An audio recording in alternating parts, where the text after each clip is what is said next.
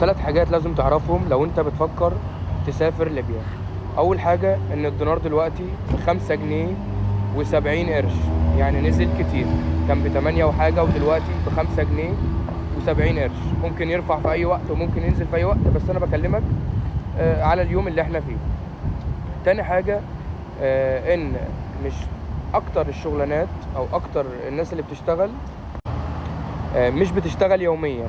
يعني في ناس كتير مش بتشتغل طول الشهر.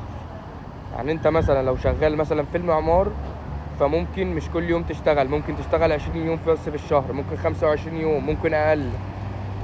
لو انت مثلا بتشتغل صنايعي، اي صنايعي في اي حاجة، ممكن ما تشتغلش طول الشهر. انما انت برضو لو بتشتغل في مطاعم، ممكن مش كل المطاعم، بس في مطاعم بتريح يوم الجمعة، فممكن تريح في الشهر 4 ايام او 5 ايام. تمام. دي تاني حاجة. تالت حاجة ان الدنيا برضو غالية شوية، ما بقتش رخيصة زي الاول.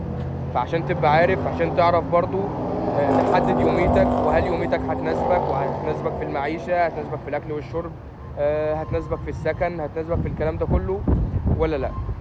فقبل ما تسافر وقبل ما تقرر انت هتروح فين، لازم تحسب ده كله، وتشوف ان مثلا مرتبك تمام، الدنيا هتمشي معاك، هتعرف توفر منه، الدنيا هتبقى تمام بالنسبة لمرتبك والمعيشة هنا، وان انت توفر حاجة تحت ولا لا. دي حاجات لازم تعمل حسابها قبل ما تسافر.